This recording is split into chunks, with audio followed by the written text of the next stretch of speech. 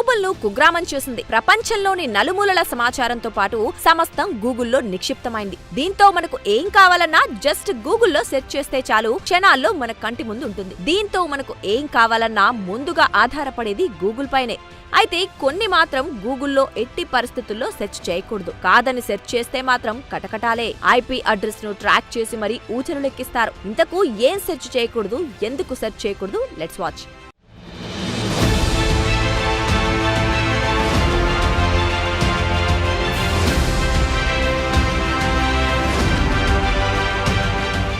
గూగుల్లో సమస్తం ఉంటుంది. మంచి చెడు అన్నీ ఉంటాయి. అలా అని ఏది పడితే అది సెర్చ్ చేస్తే మాత్రం అడ్డంగా బుక్ అవ్వాల్సిందే. ముఖ్యంగా 4 అంశాలకు సంబంధించిన కంటెంట్ ను ఎట్టి పరిస్థితుల్లో గూగుల్లో సెర్చ్ చేయకూడదు. బాంబులతో పాటు మారణాయుధాలను ఎలా తయారు చేయాలనేది గూగుల్లో ఎప్పుడూ సెర్చ్ చేయకూడదు. ఎందుకంటే దేశంలోని నిఘా సంస్థలు ఇటువంటి కదలికలపై నిరంతరం నిఘా ఉంచుతాయి.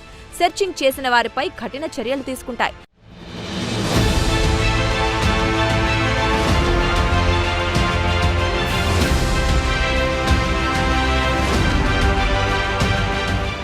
ఇక రెండోది హ్యాకింగ్.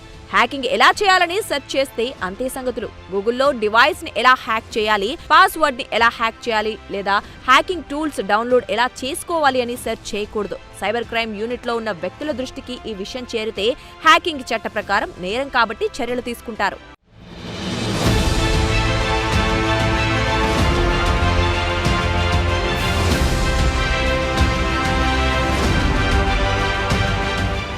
ఇక మూడోది పిల్లల అశ్లీల ఫోటోలు, వీడియోల కోసం గూగుల్లో ఏమాత్రం సెర్చ్ చేసినా డైరెక్ట్ గా కటకటాలే. ఇది ఇప్పుడు ప్రపంచవ్యాప్తంగా నేరంగా పరిగణించబడుతోంది. కాబట్టి ఇలాంటి సెర్చ్ చేస్తే పోక్సో చట్టం కింద కేసు నమోదు చేయడం జరుగుతుంది. ఇది చాలా కఠినమైన చట్టం కాబట్టి దీని కింద ఏళ్ల తరబడి జైలు శిక్షతో పాటు భారీ జరిమానా పడుతుంది.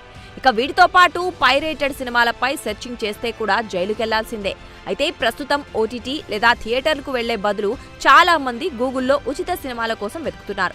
గూగుల్లో పైరేటెడ్ సినిమాను డౌన్లోడ్ చేసుకుంటే లేదా సెర్చ్ చేస్తే జరిమానా లేదా జైలు శిక్ష కూడా పడే ఛాన్స్ ఉంది. ఎందుకంటే కాపీరైట్ చట్టం ప్రకారం పైరసీ నేరం. కాబట్టి ఈ విషయంలో ఎట్టి పరిస్థితుల్లో గూగుల్లో సెర్చింగ్ చేయకూడదు. ఎవరు చూస్తారులే అని అనుకుంటే పొరపాటే. IP అడ్రస్ ను ట్రాక్ చేసి మరీ పోలీసులు పట్టుకెళ్తారు.